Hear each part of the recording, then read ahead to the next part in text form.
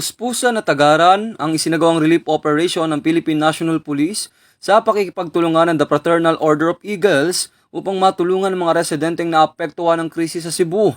Nitong Oktubre 11 taong 2025, sinimula ng mga tauhan ng Police Community Affairs and Development Group sa pamumuno ni Police Brigadier General Marvin Joe Saro ang relief operation katuwang ang The Fraternal Order of Eagles. Pinangunahan ang aktual na operasyon ni Police Major Adonis Paul Escamillan. Kabilang sa malaking dami ng relief goods na pinadala patungong Cebu ay mga pangunahing pangangailangan tulad ng bigas, noodles, dilata, hygiene kits at tubig na dala ng C-130.